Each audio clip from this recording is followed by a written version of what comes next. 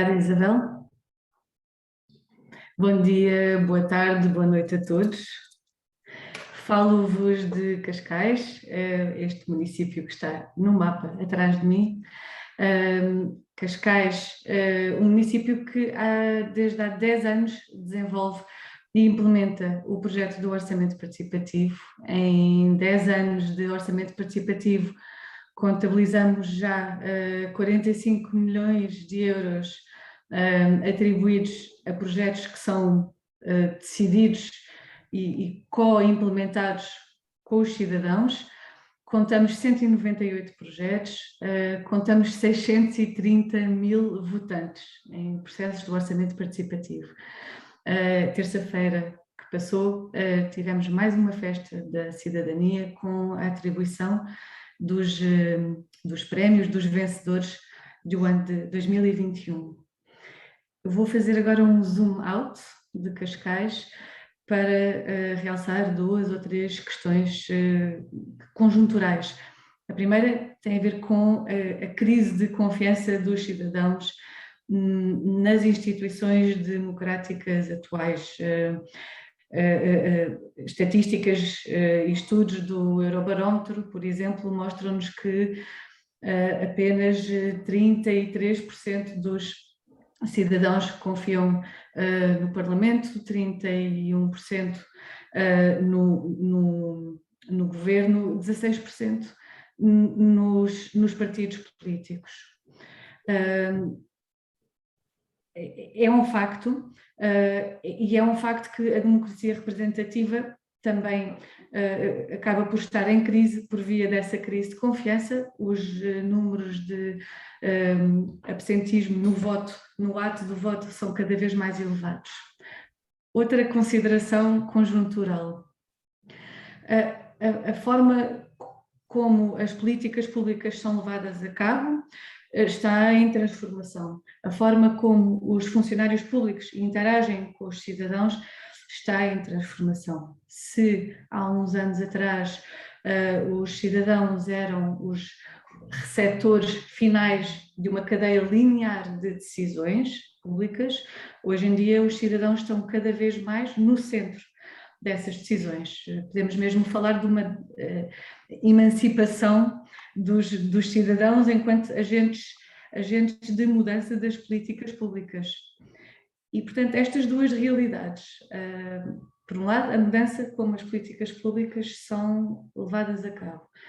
Por outro lado, a crise de confiança nas instituições democráticas, tal como as conhecemos, leva-nos a um sentimento de urgência em renovarmos os fundamentos da vida democrática. Não nos leva a querer eliminar estas instituições, nem a democracia tal como a conhecemos, mas leva-nos de facto a este sentimento de urgência em encontrar novas fórmulas ou fórmulas complementares. E aqui surge naturalmente a democracia participativa e o orçamento participativo, em particular, enquanto ferramenta de codecisão e enquanto ferramenta que cria não só um processo extremamente rico, mas também uma ferramenta que atribui recursos financeiros, recursos humanos, para que essa transformação possa ocorrer, é extremamente importante.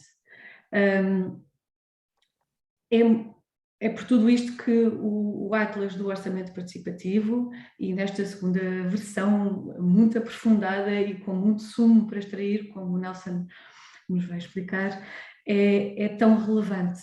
É muito importante percebermos, de forma conceptual, mas também empírica, o que é que existe, quais é que são os condicionantes, quais é que são os catalisadores, o que é que corre bem, o que é que corre menos bem, qual foi a evolução dos processos de orçamento participativo, um pouco por todo o mundo, quais são as tendências e quais são os padrões.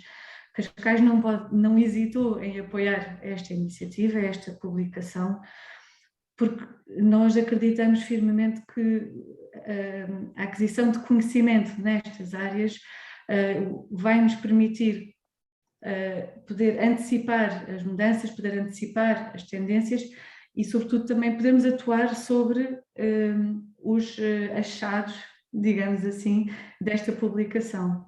E por falar em achados, Eu sei que, e não vou referir, não vou tirar o palco ao Nelson, mas eu sei que o Nelson vai aludir concretamente, por exemplo, à questão de como é que definimos o que é um orçamento participativo. E sabemos que esta é uma definição que não está consensualizada a nível global e não sei se está consensualizada a nível europeu.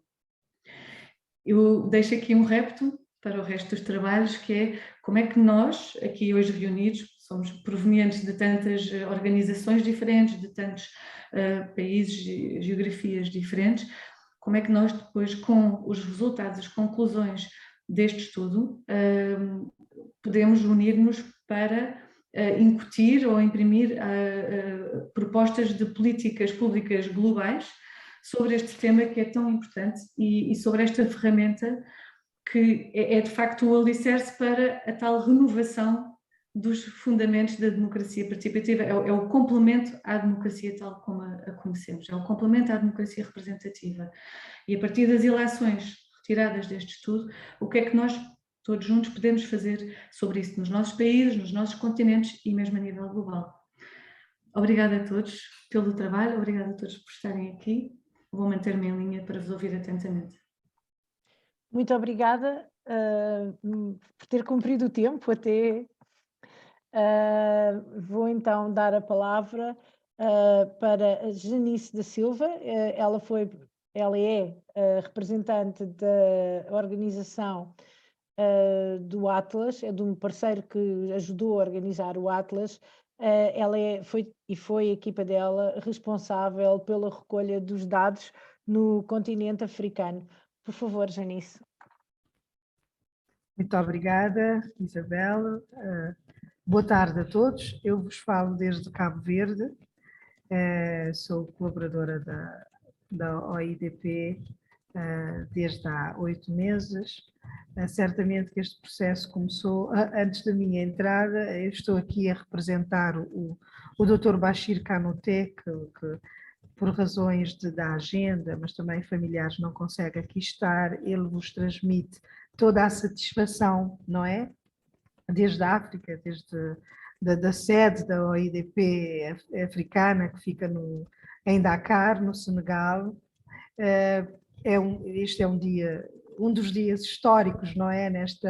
Nesta rede de profissionais e de organizações que trabalham o orçamento participativo um pouco por todo o mundo. Dizer que, efetivamente, a participação dos cidadãos, eu gostei muito de ter ouvido a senhora Joana Bolsemão, a vereadora, a festa da cidadania é por aí mesmo.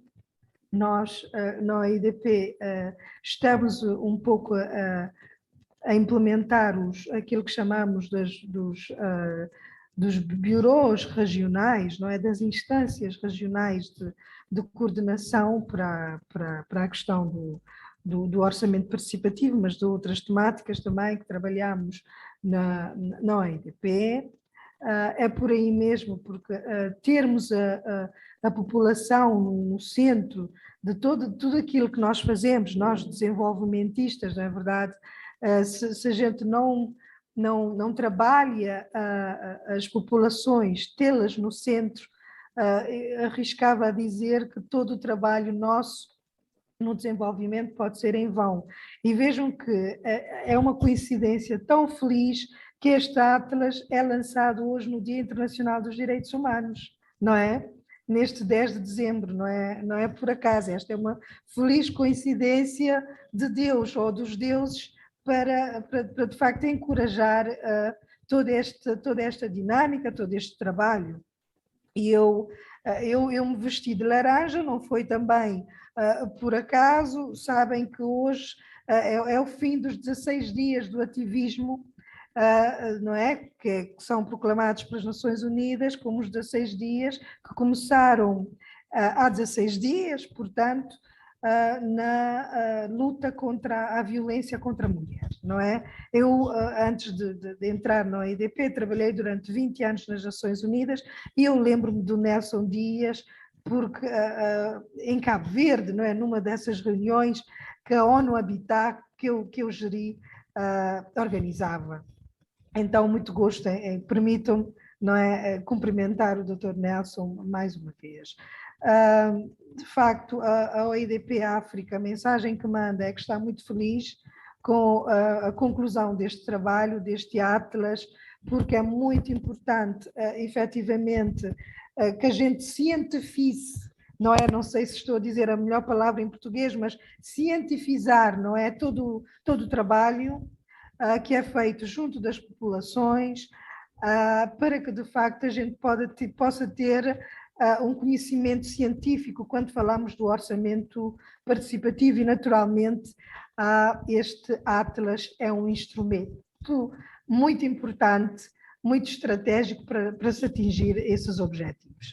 Nós também teremos todo o prazer de continuar até ao fim deste evento, parabenizar os organizadores, todos os participantes e dizer que, como a gente diz aqui em Cabo Verde, mas em África, estamos juntos. Muito obrigada pela vossa atenção.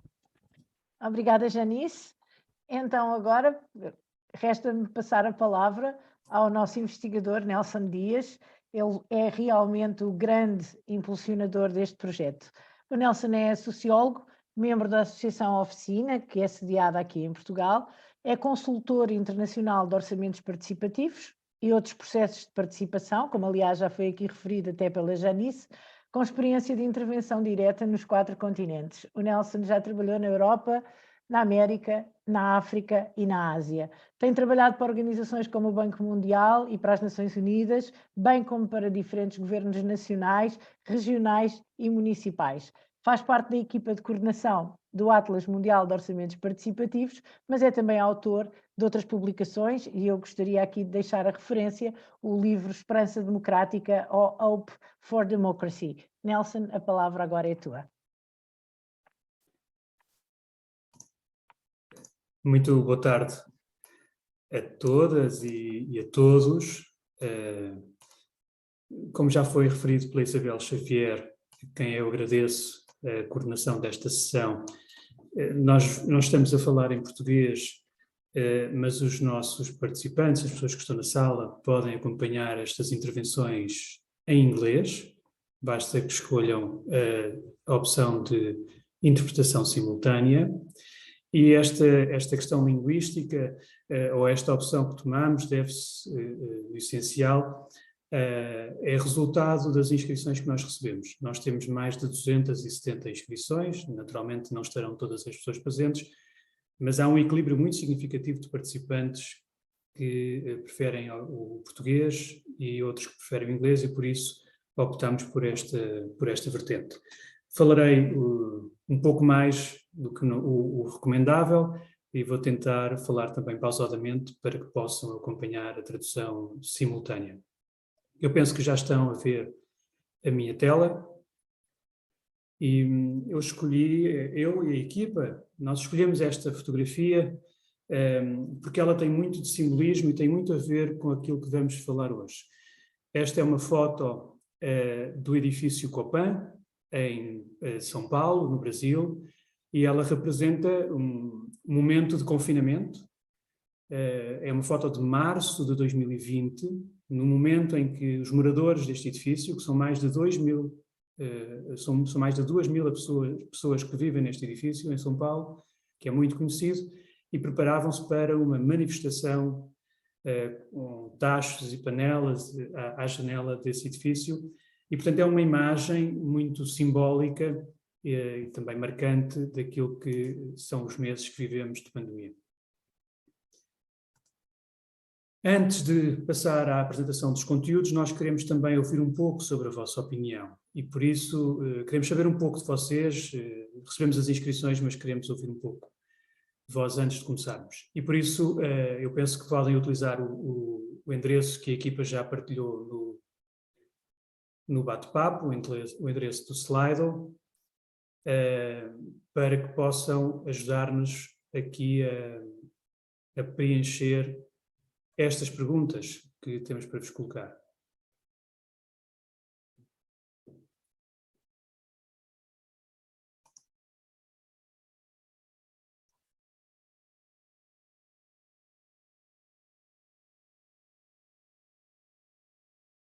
Não sei se já partilharam o endereço, ok. Portanto, escrevam apenas o país de onde são provenientes.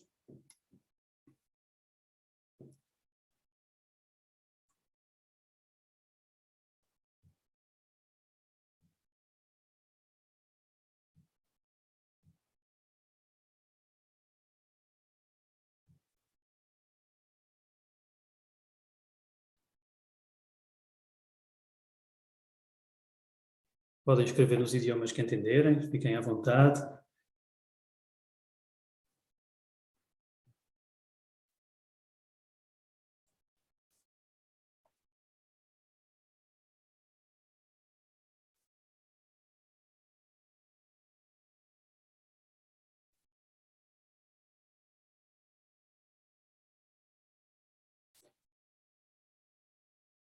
Não sei se há pessoas com dificuldade em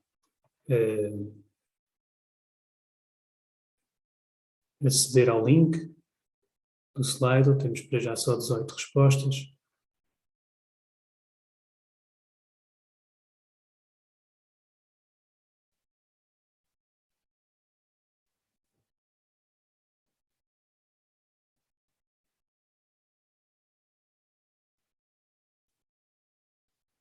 Guardamos aqui mais um pouquinho.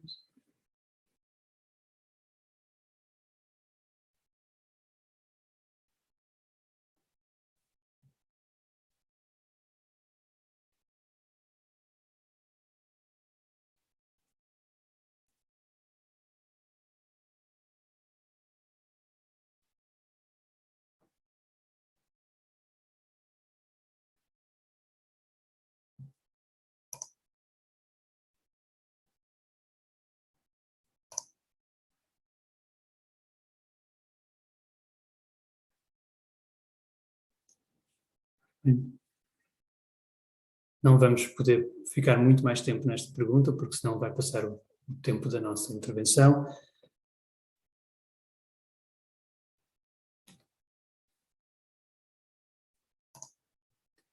Peço-vos agora que indiquem qual é a instituição que representam, neste caso, se fazem parte de algum governo local, universidade, governo regional, nacional.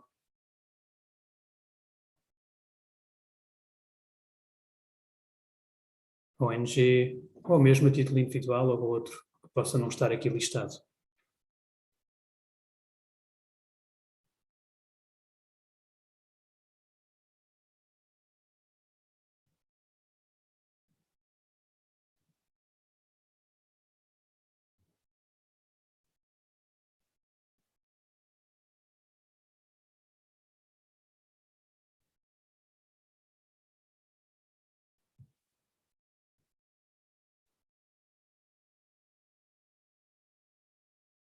Agora está mais fluida a participação, portanto, está mais fácil.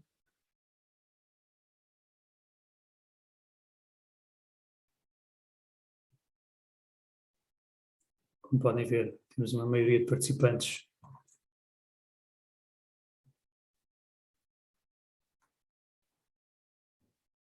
de governos locais, universidades e ONGs.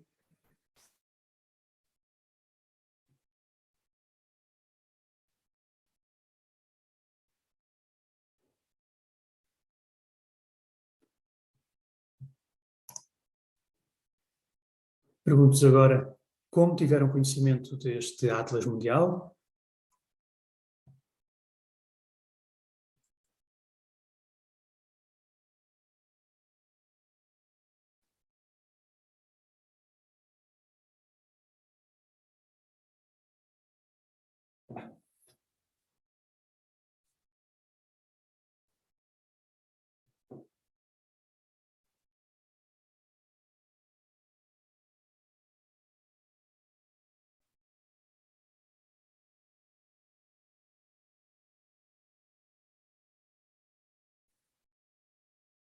Okay. E, última pergunta, como se conhecem a primeira edição do Atlas? Esta que vamos apresentar hoje é a segunda edição.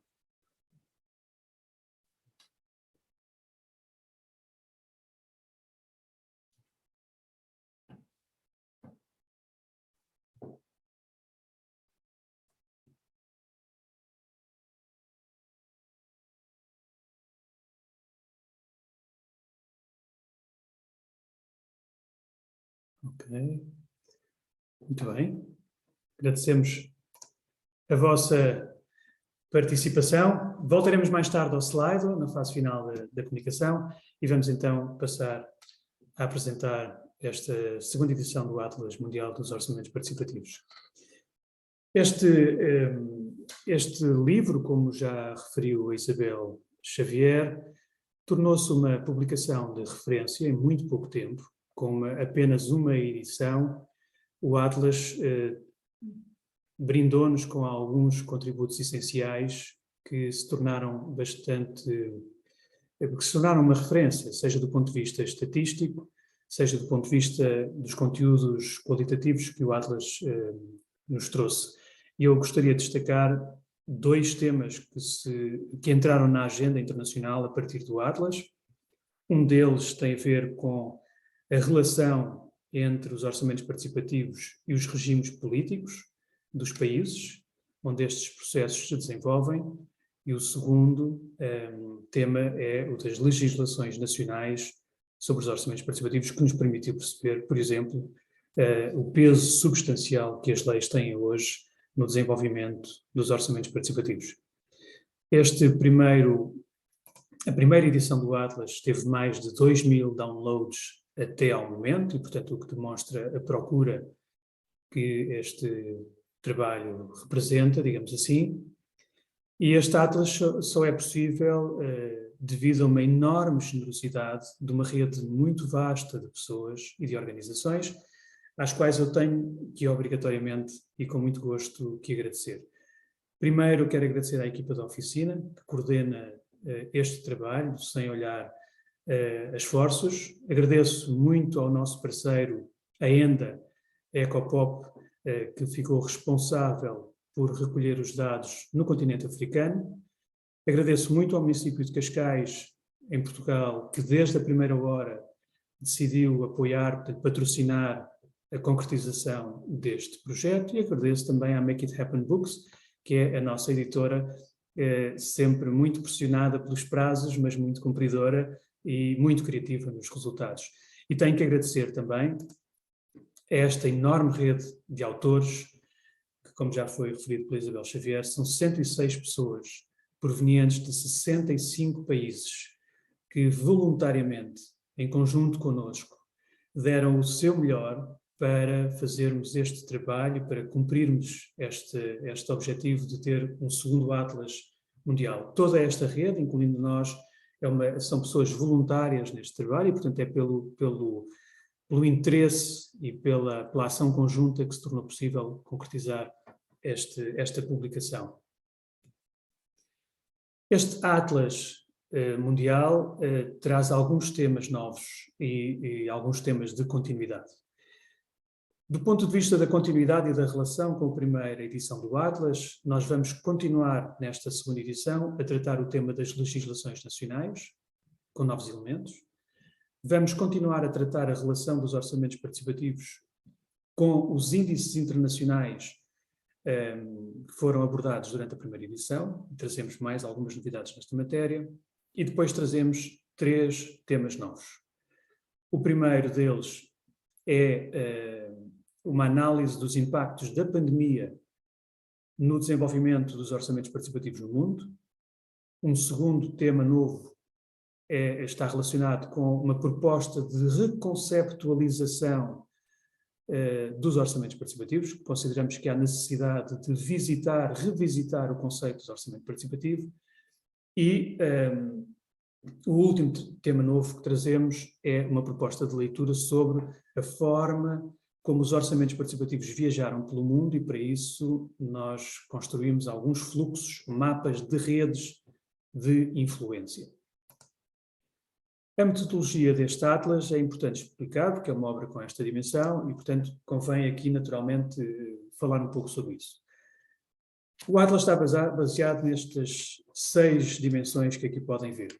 106 autores, de 65 países, um conceito comum de orçamento participativo, e aqui este conceito comum de orçamento participativo remete-nos necessariamente para uma leitura mais técnica do orçamento participativo. Sabemos que este é um trabalho, pela sua natureza e amplitude, que não está isento de erros e, portanto, sabemos que o produto final nunca será perfeito, nem será completo, mas acreditamos com segurança que os resultados que vamos apresentar neste Atlas são globalmente muito consistentes e credíveis e que as conclusões a que chegamos respeitam as grandes tendências verificadas ao nível dos orçamentos participativos no mundo e, desse ponto de vista, são bastante confiáveis. Este conceito que falo de orçamento participativo, para que não existam dúvidas, ele baseia-se em 3 dimensões essenciais. Ser um processo que envolve o todo ou uma parte do orçamento de uma instituição, prever que as prioridades a executar com o valor orçamental em apreço são decididas pelos cidadãos envolvidos e, por último, garantir a cabal, a integral execução das deliberações dos participantes.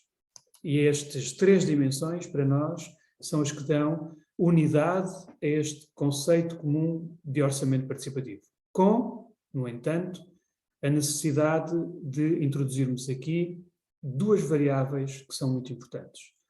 Uma delas é o tipo de instituição que promove o orçamento participativo, e nós não estamos a falar já apenas de governos locais, ainda são a maioria dos processos no mundo, mas nós temos que introduzir hoje uma variedade muito significativa de instituições que têm vindo a utilizar a metodologia do orçamento participativo, para além de governos locais, regionais, nacionais. Temos também universidades, escolas, colégios, associações, organizações profissionais e mesmo empresas que se têm dedicado à implementação desta metodologia. E a segunda dimensão, a segunda variável deste conceito, tem a ver com os participantes. E, portanto, dentro da enorme variedade que nós podemos identificar, há muitos modelos de orçamento participativo. O modelo mais comum é o territorial. Temos um modelo de grupo, ou grupal.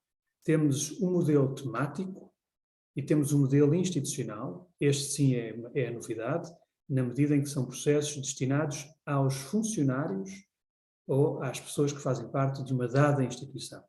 E, portanto, são 4 os modelos e isso difere, do ponto de vista dos participantes, naturalmente, difere bastante e isso traz-nos um conceito que tem que ser revisto e alargado. Em comum a este trabalho temos também um questionário que os 106 autores utilizaram para poder recolher os dados qualitativos e estatísticos relativos aos orçamentos participativos nos seus respectivos países. Esse questionário foi distribuído a todos os autores e todos o preencheram, cumprindo as orientações que foram expressas. Entendemos neste segundo Atlas acrescentar uma dimensão de entrevistas qualitativas, e posso-vos dizer que foram aproximadamente 50, um pouco mais de 50 as entrevistas, realizadas com promotores, com entidades promotoras de orçamentos participativos de todos os continentes. Porque quisemos aprofundar, sobretudo, a dimensão dos impactos relacionados com a pandemia e consideramos que os questionários não seriam suficientes para fazermos uma leitura mais correta da realidade. E, por último, na metodologia, nós trazemos aqui também 6 índices internacionais, 4 que já foram utilizados na primeira edição, mais 2 que eu depois vou passar a explicar. E os índices que foram trabalhados neste segundo Atlas são o índice da democracia, o índice de percepção da corrupção, o índice de desenvolvimento humano, o índice de felicidade da população e também os 2 novos índices, o índice global da paz e o índice global do terrorismo. No essencial, estes índices servem para nós fazermos uma leitura que nos ajuda a compreender as características dos territórios onde se desenvolvem os orçamentos participativos. Não estamos a estabelecer nenhuma relação direta entre a qualidade e o desenho dos orçamentos participativos e os resultados destes índices. Queremos, sim, compreender, através deste universo estatístico que são os índices, queremos compreender as características dos territórios, neste caso dos países, onde estes orçamentos participativos se vêm desenvolvendo. E, portanto, se eles são mais ou menos democráticos, se eles são mais ou menos corruptos, se eles têm níveis mais elevados ou mais baixos de desenvolvimento humano, se a população desses países evidencia níveis mais altos ou mais baixos de felicidade, e se são territórios mais sujeitos à paz ou ao terrorismo. E, portanto, é com base nestes índices que nós chegamos depois a uma leitura de resultados que também vos vou partilhar convosco mais à frente. Vamos então entrar na análise global dos resultados deste Atlas. E o primeiro tópico é relativamente aos impactos da pandemia na atividade dos orçamentos participativos.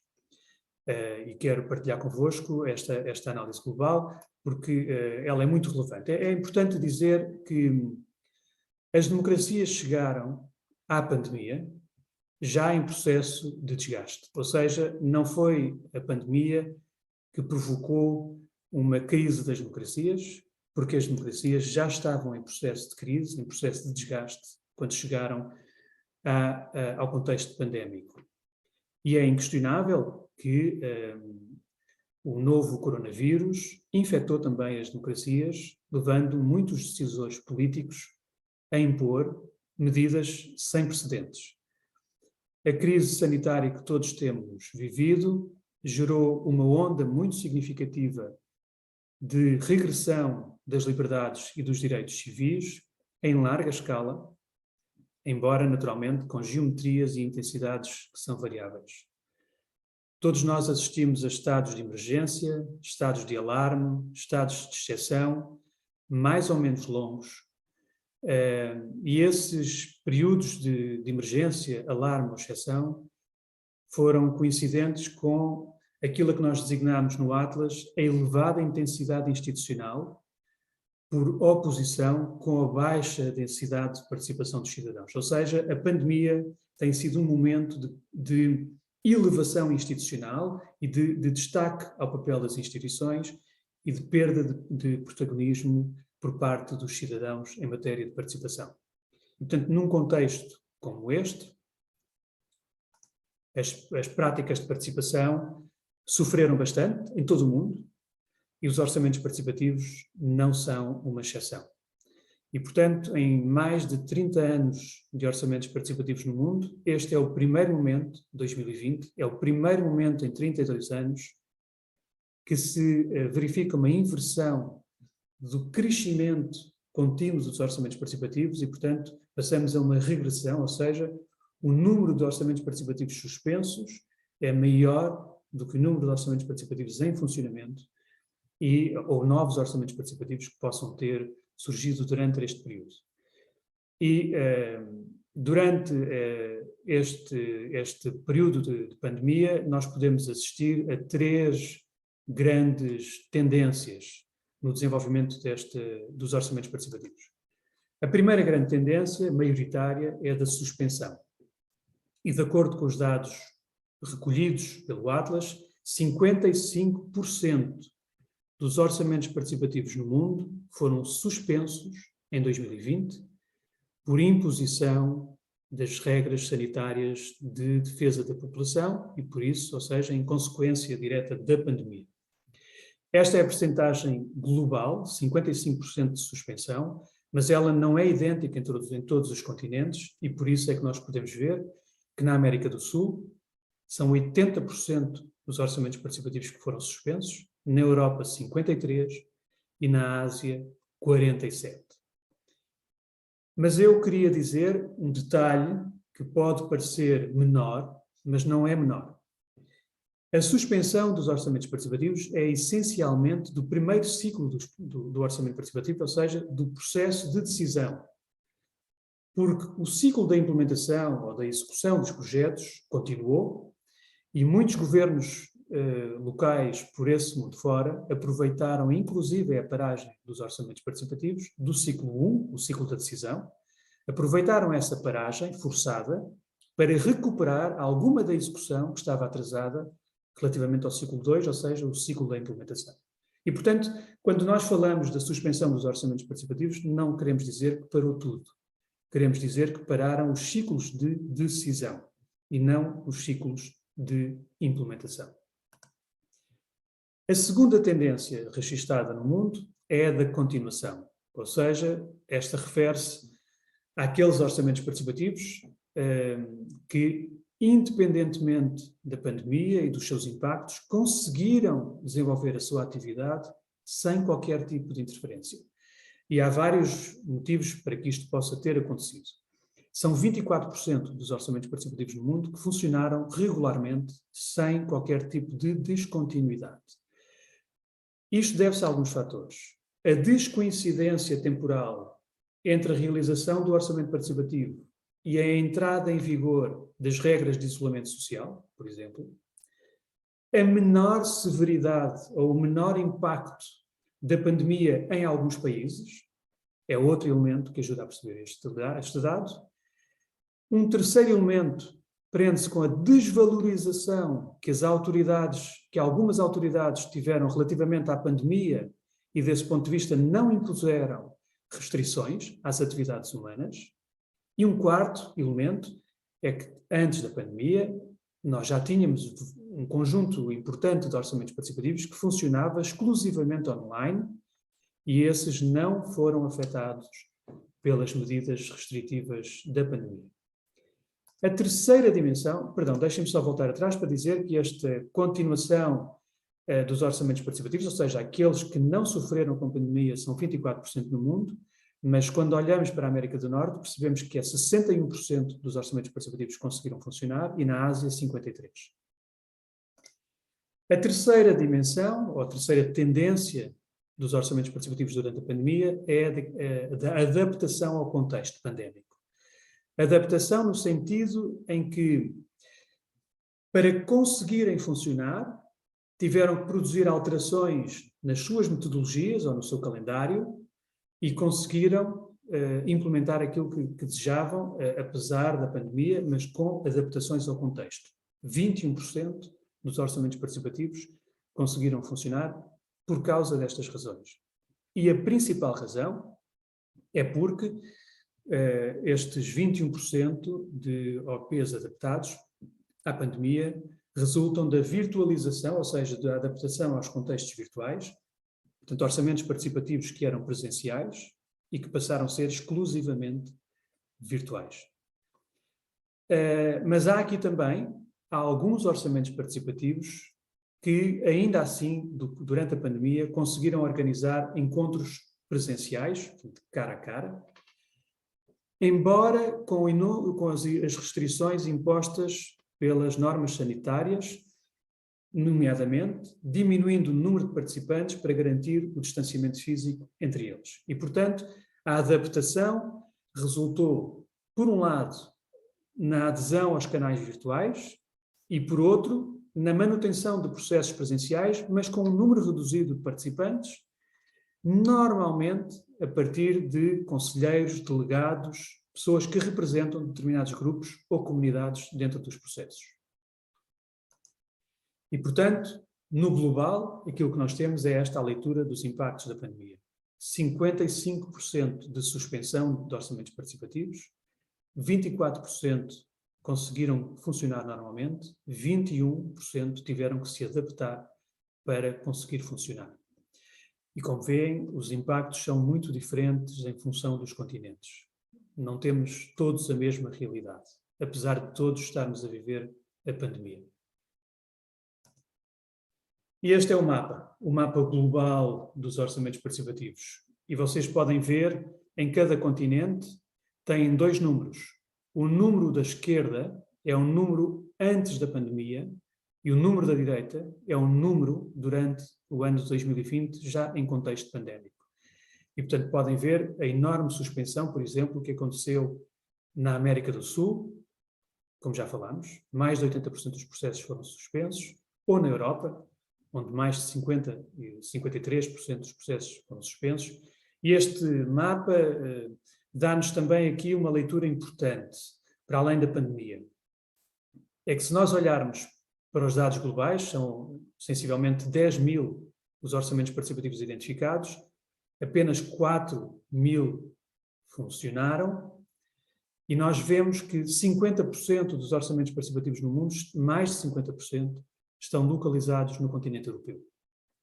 E isto deve-se, naturalmente, por um lado, ao crescimento dos orçamentos participativos na Europa, mas também à diminuição dos orçamentos participativos noutras regiões do mundo, como é o caso da América Latina, em que nós temos, antes da pandemia, tínhamos mais de 2.000 processos, 2.400 orçamentos participativos, mas se contabilizarmos que um pouco mais de 2.000 são no Peru e no Equador, por imposição de leis nacionais, percebemos que há uma crise bastante significativa dos orçamentos participativos em alguns países da América do Sul. O continente mais frágil no desenvolvimento destas práticas continua a ser a Oceania e depois a região da América Central e do Caribe. Há, no entanto, para além destas três dinâmicas, suspensão, continuidade, adaptação, há aqui três subdinâmicas que nos parecem muito relevantes partilhar convosco. E, portanto, para os processos que funcionaram durante a pandemia, com ou sem adaptações, nós identificamos três abordagens metodológicas distintas. A primeira que nós destacamos é aquilo que chamamos a abordagem dominante, ou seja, composta por orçamentos participativos 100% online, exclusivamente online. Há uma outra abordagem metodológica que nós chamamos de resiliente, por resistirem à pandemia e à dinâmica de virtualização dos processos, e por isso resiliente, que são os processos que ainda assim, apesar da pandemia, se mantiveram 100% presenciais. Naturalmente com adaptações, mas 100% presenciais.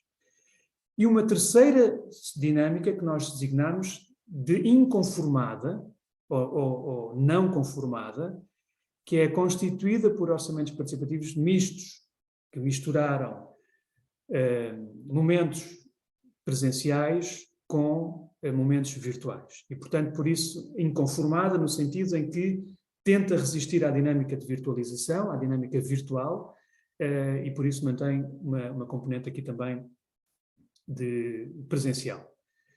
Estas abordagens, a dominante, a resiliente e a inconformada, elas não são novas, vocês podem dizer, mas isto não é nada novo. E é verdade. Tudo isto nós tínhamos no período pré-pandemia. Mas há aqui dois elementos que são muito relevantes e que eu acho que a pandemia traz com uma clareza muito significativa. E eles são o facto de nós encontrarmos um aumento substancial dos orçamentos participativos virtuais, exclusivamente assentes nas tecnologias e, em particular, em páginas de internet criadas para alojar os processos de orçamento participativo. Mas é importante dizer que estes processos 100% online tradicionais são caracterizados por aquilo que nós designamos uma mediação desfasada, ou seja, não há relação em tempo real entre o participante e a administração. Dou-vos um exemplo muito claro de como funcionam estas plataformas e todos vocês sabem. Basta pensarmos um pouco na forma como elas funcionam. O participante entra na plataforma, apresenta uma ideia, a administração recebe uma notificação, verifica e valida essa ideia, o participante recebe uma notificação a dizer que a sua ideia foi validada e nada disto acontece numa relação em tempo real, direta e interativa. E essa é a abordagem do orçamento participativo 100% digital, mas desfasado no tempo, sem interação direta. E a novidade da pandemia coloca-se no facto, uma das novidades da pandemia coloca-se no facto de ser muito visível a emergência daquilo que nós chamamos um modelo digital avançado. Ou seja, através de metodologias que passaram a utilizar novas ferramentas digitais, mas que permitem a interação em tempo real, em direto, entre os participantes e a administração e entre apenas os participantes. E falo concretamente dos orçamentos participativos que passaram a utilizar a videoconferência, as plataformas de videoconferência, como o Zoom, o Meet, o Teams e outras, e também aplicações colaborativas, como o Jamboard, o Miro, Classroom, entre outras, que permitiram que os participantes, em tempo real, através de mecanismos digitais, pudessem interagir e interagir também com as administrações. E, portanto, deste ponto de vista, a pandemia trouxe, de facto, aqui uma novidade nesta matéria. Agora, o que eu creio que é muito relevante dizer é que a primeira constatação, a constatação mais banal, e que todos sabem, o Atlas não é uma novidade nesse sentido, é a constatação mais óbvia e banal, é que a pandemia contribuiu para acelerar a tendência de digitalização, virtualização dos orçamentos participativos. No entanto, há uma outra conclusão menos óbvia e, eu diria, mais subtil, que está relacionada com o facto das administrações, em grande escala, terem abandonado os processos de participação presencial, o que permitiu criar um contexto de laboratório para a renovação dos métodos digitais. E desse ponto de vista, o ano 2020 e o ano 2021 são laboratórios de digitalização dos orçamentos participativos e, portanto, é um tempo perdido para a melhoria e o aperfeiçoamento contínuo dos processos presenciais. E, portanto, nós estamos a perder tempo na melhoria desses processos presenciais, porque as atenções, os esforços têm estado concentrados digamos, na melhoria dos modelos digitais. Naturalmente que isto tem os seus aspectos positivos, tem os seus aspectos negativos e tem também os seus riscos associados. A pandemia, e portanto os impactos da pandemia, como já pudemos verificar, são diversos, são amplos, mas também são possíveis de ler a partir de outras variáveis. E nós quisemos analisar em que medida os impactos da pandemia nos orçamentos participativos eram diferentes em função do regime político de cada país. E a conclusão a que nós chegamos é que há de facto aqui uma leitura possível, e vocês, se olharem para o gráfico, vão poder ver que nas barras azuis são os orçamentos participativos que continuaram a funcionar sem qualquer tipo de alteração. E nós vemos que esses orçamentos participativos aumentam à medida que nos aproximamos dos regimes autoritários e diminuem à medida que nos aproximamos das democracias perfeitas. Ou seja, os orçamentos participativos parece-nos um contrassenso, não é? Parece-nos um contrassenso que os processos continuaram mais nos países autoritários do que nas democracias perfeitas, e isto, naturalmente, nós não temos respostas definitivas sobre esta matéria, mas podemos colocar algumas questões ou interrogações. Será que os líderes das democracias perfeitas agiram de forma mais zelosa e cautelosa em relação à proteção da vida humana, suspendendo o OP numa escala muito mais alargada? Será que os governos autoritários ou autocráticos optaram por manter a ordem social vigente, ocultando ou negligenciando os impactos da pandemia? Será que as características metodológicas dos orçamentos participativos nos regimes autocráticos são mais compatíveis com o contexto de confinamento social? E será que os líderes democráticos efetuaram menores esforços ou menos esforços para manter os processos participativos a funcionar do que os líderes autoritários? Nós não temos respostas para esta matéria, mas é um desafio que lançamos à comunidade internacional e é uma matéria que acho que vale a pena estudar, porque a leitura é muito evidente. A tendência de manutenção dos orçamentos participativos é a de menor intensidade nas democracias perfeitas e de grande intensidade nos regimes autoritários. Passamos ao segundo tópico deste Atlas, e que tem a ver, é uma leitura que não é digamos, aquilo que eu vou falar agora não está completamente separado dos impactos da pandemia. Não, é uma consequência também da análise que estamos a fazer do ponto de vista da pandemia. O que eu quero dizer com isto é que o debate sobre a suspensão dos orçamentos participativos não é novo. À margem dos efeitos causados pela pandemia, nós sabemos que muitas iniciativas de orçamento participativo no mundo são suspensas com alguma regularidade, o que mostra a fragilidade destes processos. E, portanto, sabemos que são processos frágeis, por vezes baseados em fraca vontade política, e por isso a sua suspensão é, infelizmente, uma regularidade superior àquilo que todos nós desejaríamos.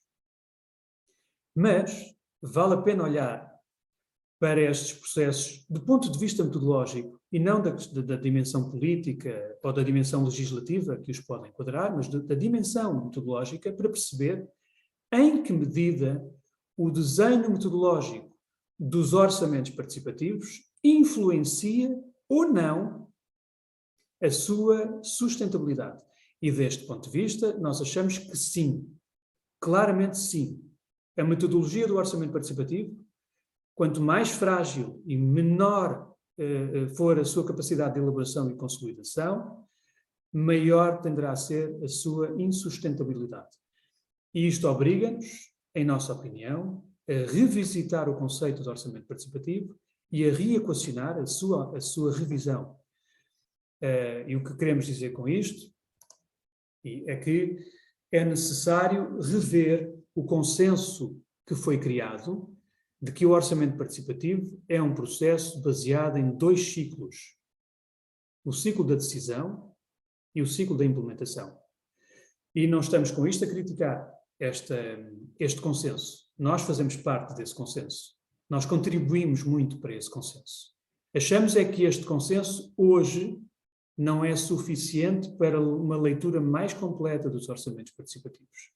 Ou seja, o que nós propomos é que o orçamento participativo não se resuma a um ciclo de decisão e a um ciclo de implementação, e possamos acrescentar a esta leitura um terceiro ciclo, que é o ciclo da gestão. E, portanto, em nossa opinião, nós consideramos que os orçamentos participativos devem ser equacionados com processos baseados em 3 grandes ciclos: decidir, implementar e gerir. A gestão acontece. Nós sabemos que aquilo que estamos aqui a propor do ponto de vista da gestão acontece, mas normalmente acontece fora do orçamento participativo.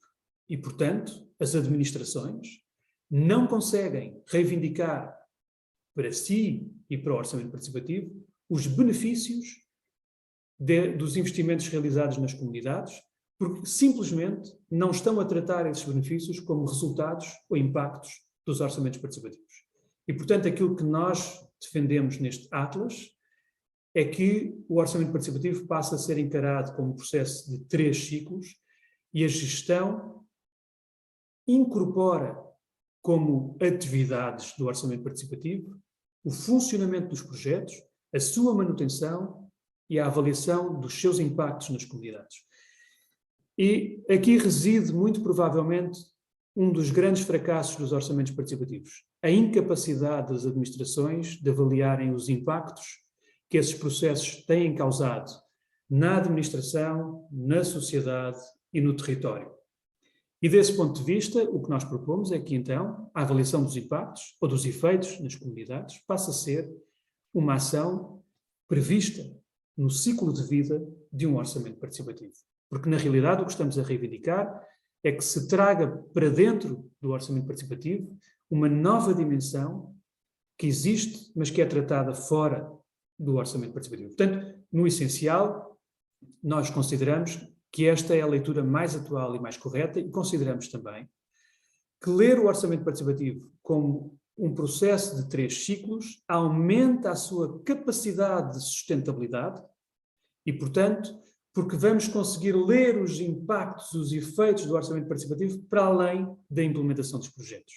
Que é a grande fragilidade que nós temos, é que nós não conseguimos ler esses impactos, esses efeitos, porque pura e simplesmente não os tratamos, ou por vezes tratamos fora do orçamento participativo, e isso impede-nos de reivindicar para o mérito destes processos, impede-nos de reivindicar os benefícios que trazem às comunidades. E a pandemia, voltando à reflexão inicial, mostrou-nos que se nós tivéssemos, desde o início, trabalhado o orçamento participativo nesta lógica de 3 ciclos, nós iríamos entender que a participação não foi suspensa na fase ou no ciclo da gestão. O que eu quero dizer com isto, e nós avaliámos isso ao longo de mais de 50 entrevistas que fizemos durante estes 2 anos, nós conseguimos perceber que muitos projetos implementados por orçamentos participativos no mundo, e falo de projetos como centros comunitários, equipamentos de saúde, equipamentos de educação e outros equipamentos de apoio às comunidades, esses equipamentos, que pararam grande parte da sua atividade em algumas comunidades, foram disponibilizados pelas autoridades como unidades de combate à pandemia, para informar as comunidades, para disponibilizar máscaras, disponibilizar álcool gel, disponibilizar ações de informação, servir inclusive de locais de quarentena para pessoas infectadas com o novo coronavírus, e portanto há um número muito significativo de projetos implementados pelos orçamentos participativos no mundo que estiveram ao serviço do combate à pandemia, muitas vezes geridos pela própria comunidade e não apenas pelas autoridades locais, mas nós não conseguimos ler esta matéria. Porquê? Porque para nós o orçamento participativo termina no ciclo 2, no ciclo da implementação. Se nós trouxermos para o orçamento participativo o ciclo da gestão, nós vamos entender que há muitos projetos a funcionar no mundo que durante a pandemia estiveram ao serviço das comunidades. E isso traz impactos muito significativos, traz benefícios muito significativos para os orçamentos participativos e traz uma credibilização que, em nossa opinião, é essencial para reforçar a sustentabilidade destes processos. E, portanto, revisitar o conceito de orçamento participativo é para nós essencial para lhe dar maior sustentabilidade para além daquelas dinâmicas a que estamos habituados. E, portanto, este é um segundo contributo que nós queremos trazer com este Atlas, que é a necessidade da comunidade internacional debater esta matéria. Para nós isto não está fechado, para nós isto é apenas um contributo que queremos dar à comunidade internacional dos orçamentos participativos para que reflita os seus processos para além da decisão e para além da implementação. Passamos agora ao terceiro tópico deste Atlas, o terceiro tema, que é um tema de continuidade. É um tema que vem, digamos assim, do Atlas anterior. Para as pessoas que leram o Atlas anterior, sabem que fizemos um levantamento bastante exaustivo das legislações nacionais de caráter obrigatório e neste segundo Atlas quisemos ir um pouco mais longe e quisemos ler também, interpretar, analisar as legislações nacionais que não são de caráter obrigatório, ou seja, que não tornam obrigatório a implementação do orçamento participativo. E deste ponto de vista, a conclusão a que nós chegamos com este Atlas é que nós temos 4 tipos de legislações nacionais.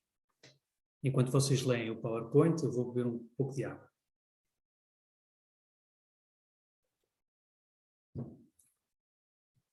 Nós temos 4 tipos de legislações nacionais de orçamentos participativos. A primeira que vocês podem ver no gráfico é a legislação de caráter obrigatório, ou seja, aquela que torna obrigatória a implementação dos orçamentos participativos. E nós encontramos este tipo de legislação no Peru, na República Dominicana, no Panamá, no Equador, na Indonésia, na Polónia, na Coreia do Sul, em Portugal, em Angola e, mais recentemente, no Cazaquistão. O Cazaquistão começou o ano passado uma legislação nacional também que torna obrigatório o orçamento participativo e isso implica que os números dos orçamentos participativos que nós temos atualmente diagnosticados vão aumentar em mais 2.000 a partir do próximo ano, ou seja, 2021, 2022.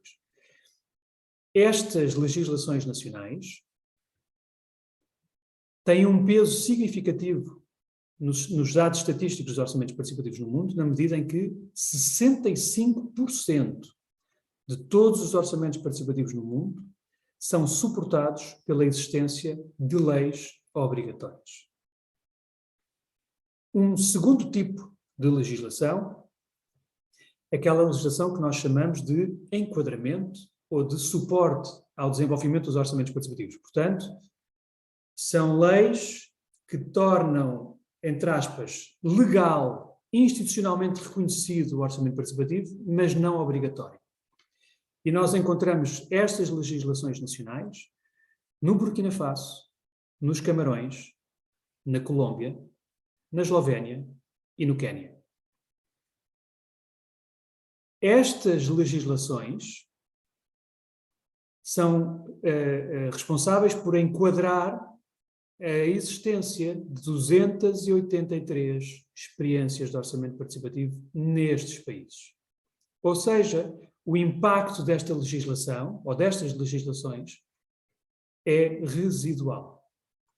Na medida que não é pelo facto de existir a possibilidade legal de se fazer um orçamento participativo que os governos locais aderiram a essa matéria. E, portanto, dos 100% de governos locais destes países que estão aqui, apenas 14% decidiram implementar o orçamento participativo. E, portanto, percebemos, por esta leitura, que as legislações de suporte ao enquadramento legal não são um verdadeiro incentivo ao desenvolvimento dos orçamentos participativos, porque o seu impacto é, de facto, residual. Há um terceiro tipo de legislação nacional, que é da Polónia, é o Fundo Solecki, que é uma lei que nós designamos de incentivo. Portanto, ela não é uma lei obrigatória, não é uma lei facultativa, mas é uma lei que incentiva os governos locais a implementar o orçamento participativo na medida em que o governo polaco transfere adicionalmente do seu orçamento do Estado um valor para cada um destes municípios, são pequenas vilas até 30 mil habitantes, para que esse dinheiro adicional seja aplicado no desenvolvimento dos orçamentos participativos. E, portanto, é uma lei que incentiva através da transferência de recursos adicionais do governo para os municípios. E o quarto tipo de lei nacional, a mais recente, e eu diria a grande inovação legislativa que nós podemos identificar nos últimos 2 anos, é da Federação Russa, e nós designamos este tipo como uma lei híbrida. Híbrida na medida em que o legislador russo o que fez foi tornar facultativa a implementação do orçamento participativo por parte dos municípios, mas caso existem em cada município um grupo de no mínimo 10 cidadãos que requer, que exige a realização do orçamento participativo perante o seu governo local, esse governo fica então obrigado a implementar o orçamento participativo. E, portanto, é uma inovação legislativa e é híbrida esta característica desta lei, porque o Estado não obriga, mas permite que o cidadão, organizado em grupos, possa obrigar e ter poder de obrigar os municípios a implementar os orçamentos participativos. Não há ainda elementos suficientes para perceber os impactos desta lei na Federação Russa. Vamos seguramente, em conjunto com os nossos colegas da Federação Russa, e aqui em particular, permitam-me destacar o Ivan Shuga e a Ana Sukova, que nos vão ajudar, eu creio, muito a perceber os impactos desta legislação no futuro dos orçamentos participativos nos municípios da Rússia. Estas legislações obrigatórias de suporte, de incentivo ou híbridas, elas são diversas em função dos tipos de regime, como vocês podem ver. Nós temos leis obrigatórias em democracias perfeitas, em democracias imperfeitas, em regimes autoritários, e temos a mesma situação em leis de suporte ou de enquadramento, em democracias imperfeitas, regimes híbridos ou autoritários. E, portanto, esta leitura para nós foi interessante para perceber se o ato legislativo é uma matéria apenas das democracias ou também temos, por exemplo, no lado oposto, nos regimes autoritários, e vemos que sim, não há nenhuma matéria que distinga esta, digamos, a criação legislativa, a existência destas leis em função do tipo de regime. Para avançarmos na comunicação e aproximarmos do final da apresentação, queria dizer também que as legislações têm naturalmente vantagens e desvantagens. A existência de uma legislação de âmbito nacional tem vantagens e desvantagens. E estas são, em síntese, as principais vantagens e desvantagens, ou potenciais e limites, que nós consideramos. Do ponto de vista das vantagens, há uma maior legitimação dos processos, institucionaliza a criação de espaços de participação, garante maior sustentabilidade das iniciativas e permite uma regulação pública dos orçamentos participativos. Do lado das desvantagens, as legislações tendem a standardizar o desenvolvimento destes processos, normalmente com base em valores muito baixos do orçamento. E também provocam, isto é muito evidente no Peru, no país com mais anos de legislação, também provocam uma atomização dos investimentos, ou seja, uma multiplicação de pequenos investimentos no território que acabam por ter um menor impacto na qualidade de vida, não permitindo, devido aos baixos valores alocados ao processo, não permitindo impactos mais significativos nas comunidades e, portanto, projetos mais estruturantes. As legislações também têm a desvantagem de transformar os orçamentos participativos em procedimentos administrativos. E isso é naturalmente uma perda em termos de inovação. As leis rígidas ou vagas são também um limite à inovação e muitas destas legislações não prevêem nenhum tipo de penalização para as administrações que não cumprem, por exemplo, a obrigatoriedade de fazer um orçamento participativo, como é o caso da República Dominicana. Para terminar o ponto das legislações, aquilo que nós consideramos como essencial é que é fundamental abandonarmos o debate que nós chamamos aqui como um debate dicotómico. Ou seja, nós consideramos que é essencial ir além da dicotomia quando se discute a legislação do orçamento participativo. E as narrativas são dicotómicas no sentido em que, de um lado, nós temos os apologistas da criação de legislações obrigatórias.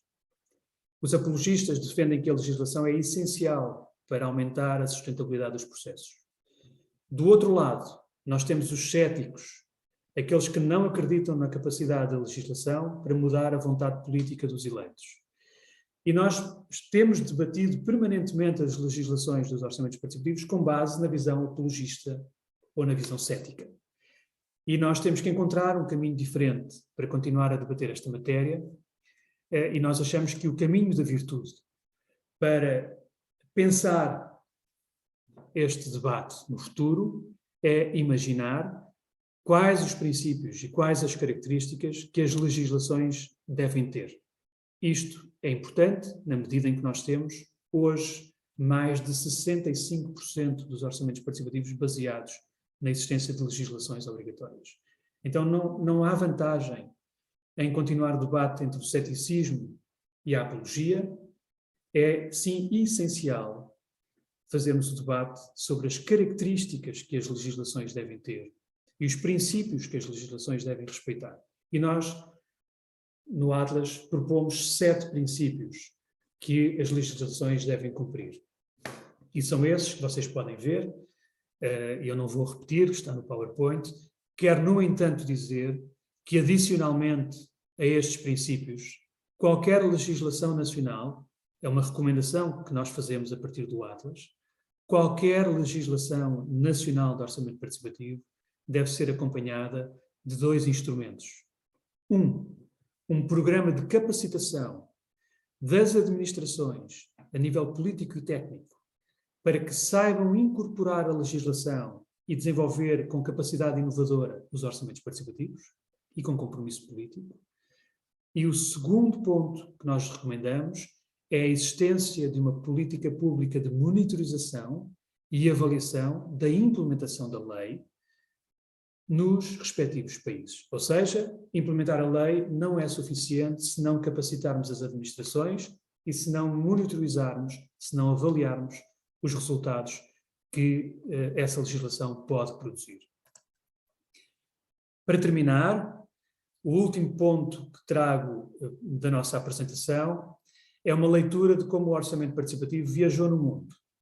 Perguntámos aos nossos autores, nos questionários, quais tinham sido os países influenciadores no desenho das primeiras experiências de orçamento participativo nos seus próprios países. Ou seja, a cada um dos autores nós perguntámos quando o seu país começou a pensar em implementar o orçamento participativo, foi beber a experiência em que países. E isso trouxe-nos uma leitura inédita, única e muito rica sobre a forma como os orçamentos participativos têm viajado pelo mundo. E vamos ver, esta é a rede, é a grande constelação de relações que nós conseguimos mapear. E vocês podem ver que no centro está o Brasil, como uma grande referência da disseminação dos orçamentos participativos, ou seja, o Brasil tem relações com inúmeros países no mundo, enquanto Estado que foi capaz de criar os orçamentos participativos e de influenciar outros na sua implementação. Mas nesta enorme nuvem e nesta gigantesca rede de relações internacionais, nós vamos encontrar outras redes mais pequenas, mais recentes também, do que a rede brasileira. E desse ponto de vista destaca-se aqui a rede portuguesa, e Portugal aparece neste mapa, nesta constelação, como o segundo grande polo disseminador de modelos de orçamento participativo no mundo. Não é por sermos nós autores do Atlas residentes em Portugal, porque nós estamos apenas a cumprir a análise dos dados que foram facultados por todos os autores para chegarmos a esta construção. E esta rede que vocês podem ver é a rede direta do Brasil, ou seja, a partir do Brasil foi possível influenciar um conjunto muito vasto de países. E quando nós olhamos depois, ou seja, o Brasil tem uma rede complexa e ampla porque tem influência em todos os continentes e em países com todos os tipos de regimes, democráticos, autoritários, híbridos, enfim. A rede brasileira é de facto a mais densa e mais rica e mais completa. A rede portuguesa, que é a segunda de maior destaque e capacidade no mundo, ela é também bastante ampla, na medida em que toca países, influencia países de todos os continentes. Mesmo países que não têm nenhum tipo de relação histórica com Portugal, e países também com diferentes regimes políticos. Encontramos uma terceira constelação importante, eu diria que estas são as três constelações mais significativas do planeta, que é a que se baseia na Polónia. Agora, esta rede é diferente da rede brasileira e da rede portuguesa, na medida em que a rede de influência da Polónia está, sobretudo, baseada na existência de uma instituição, o Fundo de Solidariedade Polaco, criado pelo Presidente da República, que tem como vocação apoiar a democratização de países do leste europeu, países que são ex-repúblicas da União Soviética, na sua transição para a democracia. E, portanto, este Instituto tem essa vocação e, dentro da sua vocação, assumiu como área de trabalho a disseminação do orçamento participativo, e é desse ponto de vista que nós vamos encontrar relações com Geórgia, com a Ucrânia, com a Moldávia, com a República Checa, enfim. Há uma rede de influência a partir da Polónia que nos pareceu aqui bastante interessante. Mas esta é uma rede que tem uma relação histórica de cooperação de países vizinhos, digamos assim. Enquanto que as redes brasileira e portuguesa são redes muito mais difusas e não baseadas em relações históricas, mas sim em relações, algumas delas históricas, sim, mas em relações criadas no âmbito dos orçamentos participativos. Identificámos duas outras redes mais pequenas, que é a rede dos Estados Unidos, da América, que também com algumas influências nos orçamentos participativos de outros países, e a Espanha, com uma rede ainda um pouco mais pequena. Porquê é que estas redes são interessantes e o que é que elas nos dizem de novo? E aqui vou-vos mostrar esta tabela um pouco densa de informação, mas que é essencial para percebermos que nós não estamos a falar do mesmo quando mapeamos estas relações internacionais. Vamos fazer uma leitura por linhas. O Brasil O Brasil, para nós, é grande influência, é uma influência muito forte. É uma influência que vai desde o início dos anos 90 até ao início do novo século, do século XXI. Ela é alargada e diversa e, portanto, é aquilo que nós chamamos a primeira influência para a maioria dos países. Mas é uma influência muito baseada no modelo de Porto Alegre, e aqui a administração de Porto Alegre não foi capaz de, no processo de disseminação que promoveu, de identificar também as suas próprias fragilidades. Ou seja, Porto Alegre geriu uma procura, uma demanda internacional pelo seu modelo de orçamento participativo e fez um trabalho excepcional de promoção, mas não foi capaz de refletir nesse trabalho de disseminação as suas próprias fragilidades, para que os outros países que estavam a adotar o orçamento participativo fossem capazes de perceber onde estavam os limites e as fragilidades do próprio modelo de orçamento participativo em Porto Alegre. O modelo, digamos, a disseminação a partir de Portugal, nós designamos como uma influência reconhecida, porque ela tem um impacto bastante expressivo e para alguns dos países ela é a primeira influência, até primeira do que o Brasil, na medida em que são países mais recentes a adotar o orçamento participativo, mas também Portugal aparece como uma segunda influência depois de alguns países terem adotado o modelo que vinha de Porto Alegre. E, portanto, Portugal aparece em alguns estados a influenciar pela primeira vez e noutros a contribuir com algumas características para modelos que vinham da origem de Porto Alegre. O modelo polaco, para nós, é um modelo de influência localizada nos países vizinhos e é a primeira influência para alguns destes países, mas também, em alguns casos, a segunda influência. Os Estados Unidos da América e a Espanha, nós caracterizamos como influência circunscrita, porque o que está em causa na disseminação do modelo dos Estados Unidos, ou de um modelo de OP baseado na experiência dos Estados Unidos e um modelo baseado na experiência da Espanha, não é a disseminação completa desses modelos, mas de algumas características desses modelos. No caso dos Estados Unidos, aquilo que tem sido sobretudo apropriado por outros países é a prioridade que os orçamentos participativos nos Estados Unidos dão, por exemplo, aos grupos subrepresentados, aos grupos sociais que tradicionalmente estão mais afastados do poder. E por isso é que nós dizemos que é uma influência circunscrita, não é um modelo de OP, mas são algumas características, e ela é uma segunda influência para alguns países e também uma terceira influência depois do Brasil e de Portugal. E isto acontece com os Estados Unidos e com a Espanha. Para terminar, estas são as características, depois de aplicados os índices internacionais da democracia, da corrupção, do desenvolvimento humano, da felicidade, da paz e do terrorismo. Estas são as características maioritárias dos territórios onde se desenvolvem orçamentos participativos. Democracias imperfeitas,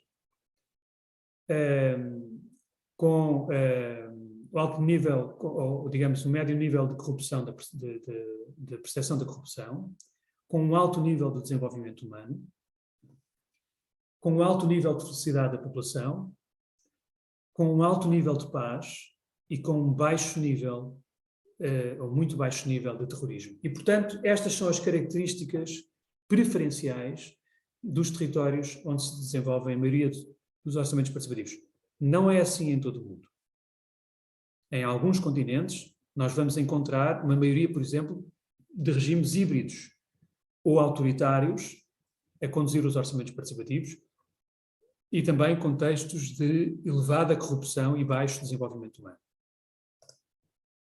Antes de terminar, queremos ouvir novamente as vossas opiniões depois desta intervenção alargada e peço-vos desculpa pelo tempo, mas peço agora novamente à equipa o favor de partilhar o link do Slido.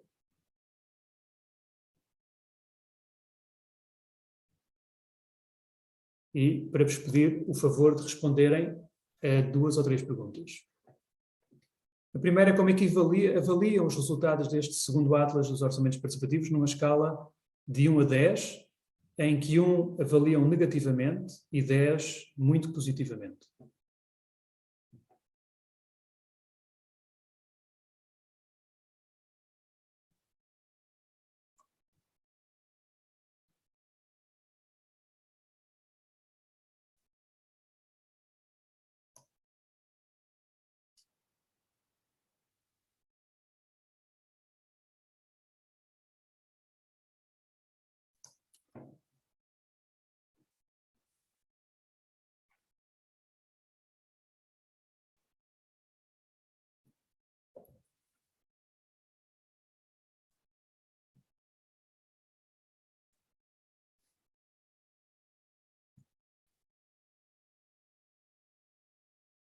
Muito bem. Vamos passar à próxima pergunta.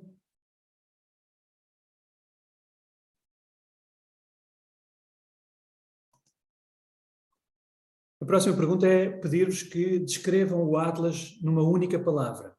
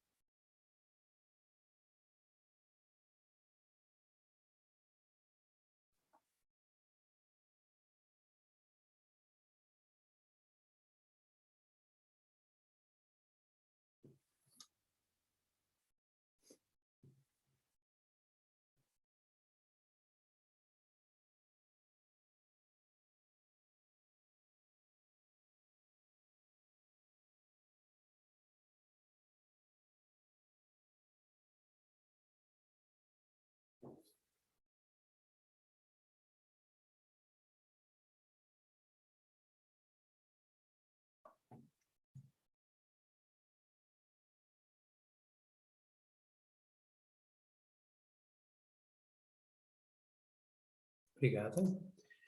E a última pergunta é pedir-vos o favor, se tiverem sugestões para a terceira edição do Atlas.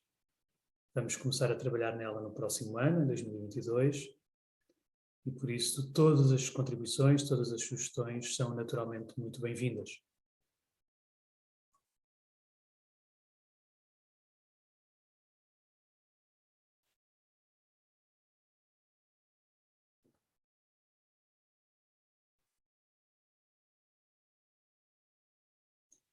Caso não consigam agora identificar sugestões, poderão sempre, a qualquer momento, enviar-nos essa informação para o e-mail do Atlas.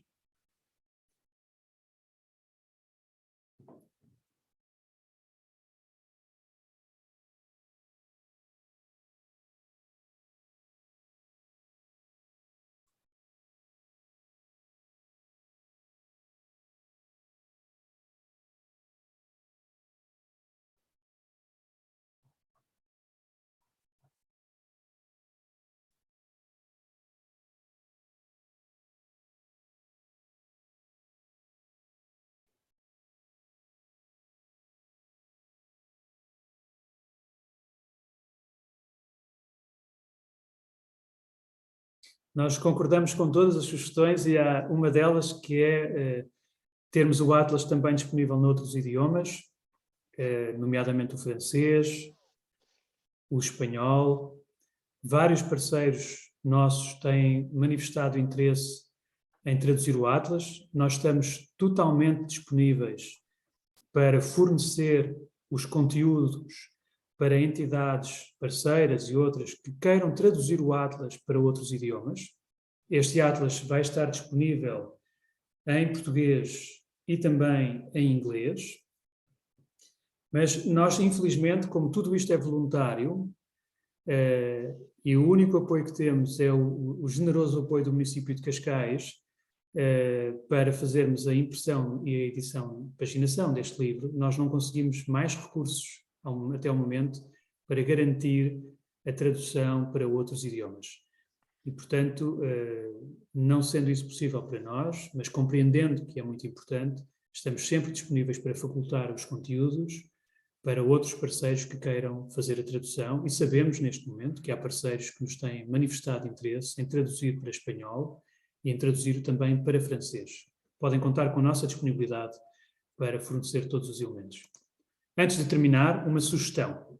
Como viram, nesta apresentação, um dos temas que foi apresentado é relacionado com as legislações nacionais de orçamentos participativos. E nesse âmbito, a Associação People Powered, que muitos de vocês devem conhecer e cuja a página de internet está aqui, vai realizar no próximo dia 14 de dezembro um webinar onde apresentará também o resultado de um trabalho que fez, também sobre o tema das legislações nacionais de orçamento participativo, e, portanto, estamos convencidos que este é um trabalho muito importante, complementar ao trabalho do Atlas e por isso fica aqui o convite para que se inscrevam e para que possam participar. E agora fico disponível para as perguntas que entendam colocar. Muito obrigado pela vossa atenção.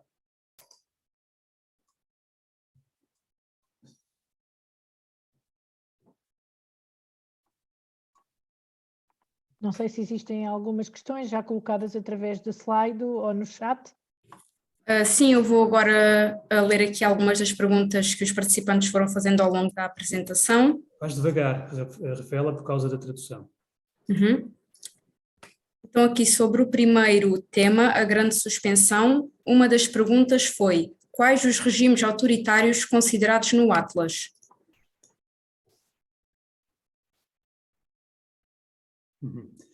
Bom, os regimes autoritários não são classificados por nós, mas sim com base no índice da democracia. Então, nós recorremos ao índice da democracia e a partir desse trabalho do The Economist, nós identificamos quais os países classificados como democracias perfeitas, democracias imperfeitas, regimes híbridos e regimes autoritários. E, portanto, essa classificação não é nossa, nós recorremos apenas a um índice internacional, que é um índice reconhecido, internacionalmente reconhecido, produzido pelo The Economist e que está disponível, podem encontrar, e nós também podemos facultar essa informação.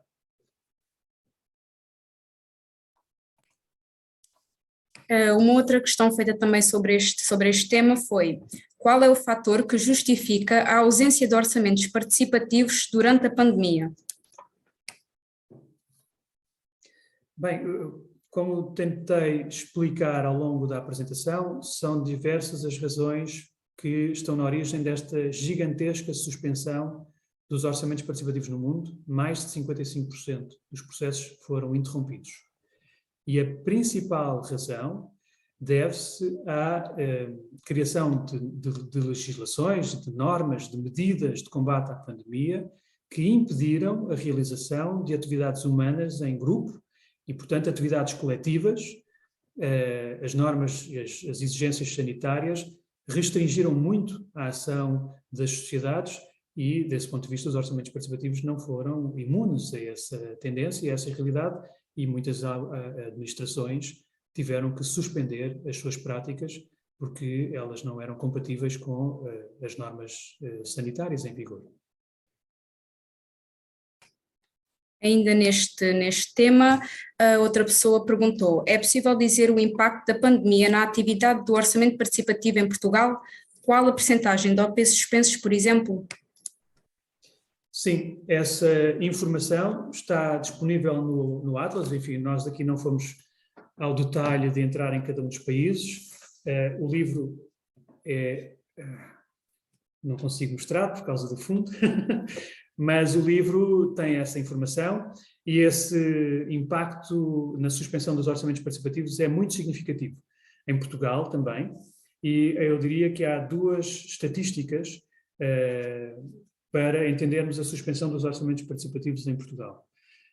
O primeiro é se contabilizarmos todos os orçamentos participativos, incluindo os mais de 1.500 promovidos pelas escolas públicas, nós sabemos que o nível de suspensão em Portugal é superior a 96% de orçamentos participativos. Mas se nós retirarmos desta estatística os orçamentos participativos promovidos pelas escolas e contabilizarmos apenas os orçamentos participativos promovidos por municípios, o nível de suspensão é de cerca de 50%.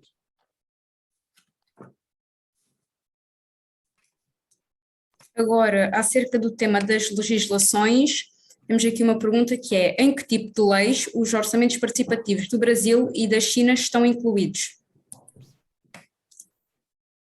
Os orçamentos participativos no Brasil e na China não têm legislações de âmbito nacional e, portanto, o Brasil e a China não têm, são países sem legislações nacionais e, portanto, não há nenhum elemento formal na legislação destes países que ajude a enquadrar a existência do orçamento participativo. Existem, sim, algumas legislações ou regimentos criados por municípios, mas nós no Atlas estudamos apenas as legislações de âmbito nacional.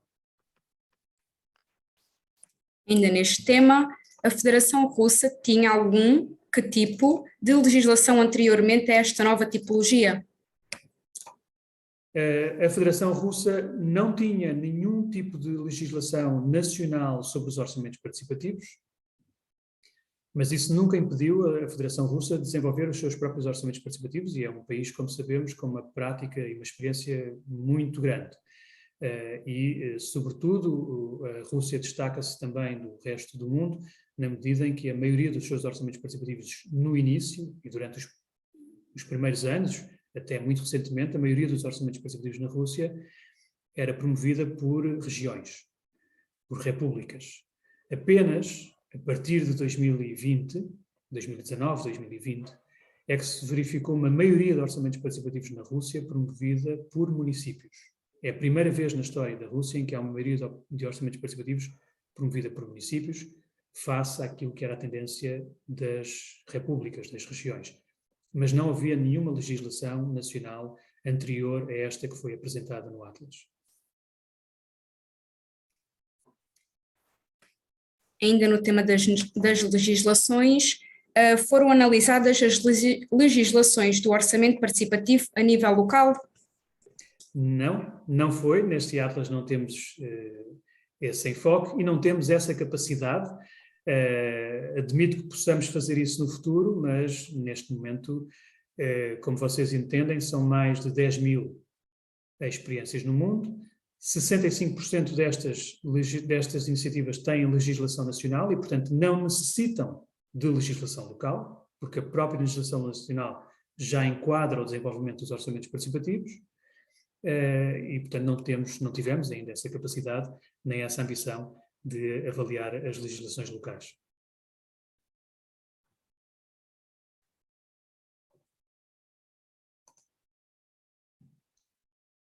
Entretanto, surgiu mais uma questão relativamente à reconceptualização dos orçamentos participativos. E diz assim: você pode detalhar quais foram os atores, instituições, ONG, sociedade civil que mantiveram o OP atuante em regimes autoritários? Não entendi a pergunta. Simone, consegue? Ou será que é durante penso que tem a ver com a suspensão, se mantiveram o OP durante em regimes autoritários, não sei. Acho que quer dizer quais foram as instituições, ONGs e etc. que mantiveram o OP a funcionar em funcionamento durante o... Sim. Bem, nós não temos o detalhe de informação relativa a cada uma das experiências desenvolvidas no mundo e, portanto, nós sabemos, pelos dados do Atlas, que temos hoje uma maioria de orçamentos participativos promovidos por municípios, governos locais, mas também sabemos que existe uma percentagem muito significativa de orçamentos participativos hoje promovida por outras instituições, como escolas, liceus, e estas iniciativas representam hoje já uma percentagem que eu diria bastante significativa. São mais de 1.700 as iniciativas de orçamentos participativos no mundo promovidas por outras instituições, como escolas, universidades, associações, etc. Mas nós não sabemos quais as entidades responsáveis pela manutenção dos orçamentos participativos em países com regimes autoritários, não é? Não temos essa informação detalhada.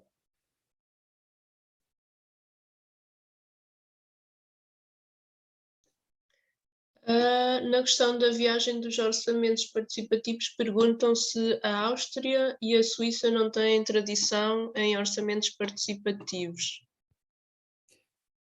Bom, da rede de contactos e de autores que nós fomos construindo ao longo destes anos, não nos foi possível ainda identificar pessoas nesses países que possam ser os nossos interlocutores, quer na Áustria, quer na Suíça, mas nós sabemos, independentemente disso, nós sabemos que não são que a Áustria e a Suíça não são países com uma tradição dos orçamentos participativos. Na Suíça, aliás, existe muito mais uma tradição do referendo do que propriamente do orçamento participativo, E na Áustria não temos, de facto, conhecimento de experiências de orçamento participativo a funcionar. A mesma questão é feita relativamente à Austrália e à Nova Zelândia, se também não têm tradição na realização de OPs.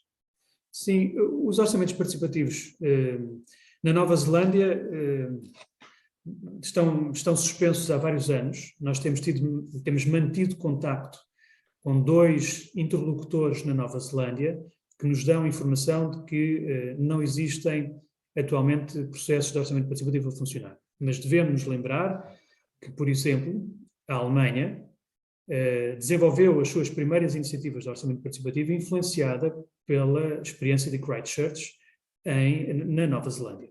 E, portanto, que atualmente não funciona, mas já funcionou. Na Austrália o contexto é diferente, na medida em que a tipologia de orçamento participativo australiana é muito particular e é muito vocacionada para processos de participação para todo o mandato dos órgãos eleitos locais. Ou seja, enquanto que nós tradicionalmente estamos habituados a orçamentos participativos de caráter anual, e portanto o que significa que em cada mandato os órgãos eleitos implementam várias edições do orçamento participativo, na Austrália a tendência não é exatamente a mesma. O conceito de orçamento participativo é trabalhado de uma maneira diferente e as consultas às populações são feitas por mandato, tendencialmente por mandato. Ou seja, um orçamento participativo para 3 ou 4 anos, por exemplo. Mas, mesmo assim, mesmo com esta interpretação do orçamento participativo adaptada à realidade da Austrália, não existe, de facto, uma grande adesão e uma tradição dos municípios australianos relativamente à adoção do orçamento participativo.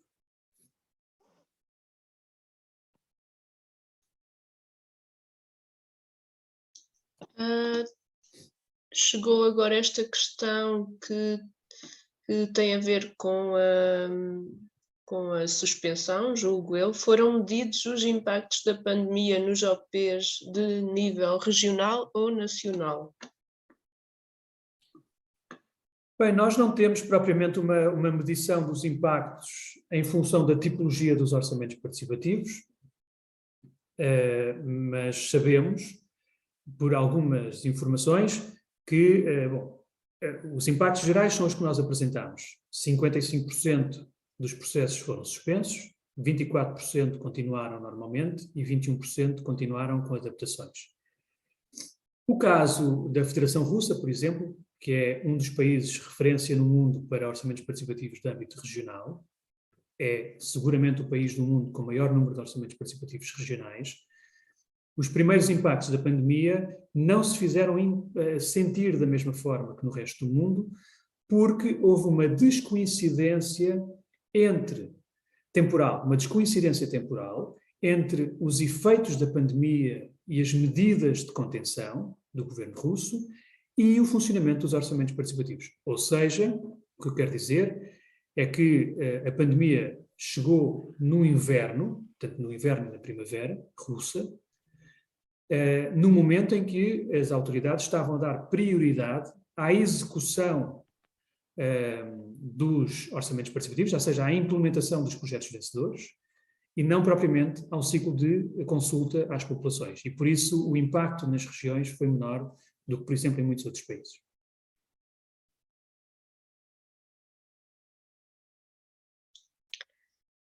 Temos também algumas questões de caráter técnico, que têm a ver com quando é que o Atlas vai estar disponível para download, se a apresentação vai ficar disponível nas redes sociais, YouTube ou etc. Se há uma versão impressa do Atlas, e penso que é isso para já. Eu agora, para responder a essa pergunta, eu tenho que desativar aqui o meu pano de fundo, não é? Como é que aqui eu acho que tenho que... Pronto, agora vocês vão saber onde é que eu estou. Porque sem eu desativar o pano de fundo eu não vos posso mostrar o Atlas, porque ele não reconhece. Então, estes são os 2 livros do Atlas. 2019 e 2020-2021, impresso em português, esta edição, impresso em inglês. Ambos estes livros, vão estar disponíveis para download, ou seja, vou corrigir o que estava a dizer. O livro de 2019, este Atlas, que foi apresentado em Cascais, como a Isabel Xavier já referiu, este livro está disponível para download desde 2019 em português e em inglês. E depois a equipa pode partilhar o link aí, mas no fundo é o link que tem estado a ser divulgado. Este novo Atlas, 2020-2021, e ele tem 2 anos porque nós decidimos prolongar o prazo da sua elaboração devido às circunstâncias da pandemia. Foi muitíssimo difícil recolher dados em alguns países, onde as comunicações foram complexas, onde a pandemia dificultou o trabalho no terreno de muitos dos nossos autores, e por isso este Atlas necessitou de 2 anos para ser elaborado, e é normal que um livro desta dimensão possa demorar 2 anos, não é? Agora, este Atlas vai estar disponível em português e em inglês, também para download, a partir de segunda-feira, no mesmo endereço em que atualmente está disponível o Atlas 2019.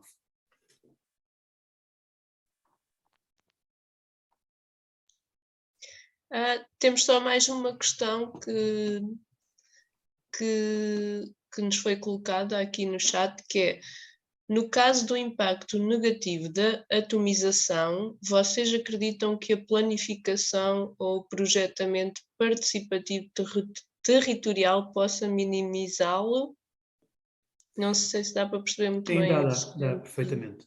Eu agradeço a pergunta, é do Joyker Pessanha Gomes, não é? Eu agradeço a pergunta porque ela está relacionada com uma das passagens que eu fiz na minha intervenção, e resulta de uma avaliação feita pelas autoridades do Peru. O Peru é o país do mundo com a legislação mais antiga de orçamentos participativos. Estão neste momento também a fazer uma revisão dessa legislação, e foi uma das entrevistas que nós fizemos ao longo da elaboração deste Atlas, e não está em causa, naturalmente, acabar com a legislação, não é isso, mas está em causa melhorar a própria legislação. E um dos resultados muito evidentes do Peru é uma gigantesca atomização dos investimentos nos municípios, e, portanto, a atomização, estamos a falar de multiplicação de pequenos investimentos, pequenos projetos nas comunidades, que normalmente, como se compreende, resolvem problemas da vida cotidiana, mas não fazem transformações significativas no território. E a atomização tem esse problema, ou seja, a multiplicação de muitos pequenos projetos não permite pensar o território na sua globalidade e nas suas necessidades transversais e estruturais, e desse ponto de vista, a atomização pode ser um benefício para responder a pequenas necessidades, mas não responde às grandes necessidades do território, e isso significa que esse debate das grandes necessidades ou das matérias estruturais está fora do orçamento participativo. E eu concordo com a pergunta, na medida em que a planificação participativa pode responder e complementar os fracassos ou os insucessos destes orçamentos participativos.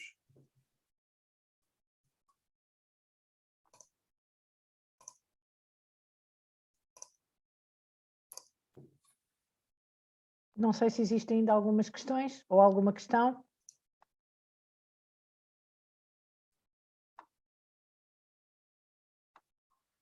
Penso que está tudo. Bem, se está tudo então, chegamos ao fim desta nossa apresentação do segundo Atlas. Eu estou certa que muita gente neste momento está com curiosidade em ler, tenho a certeza absoluta que ele vai ser alvo de muitas outras questões, debates, artigos, estudos e até investigações.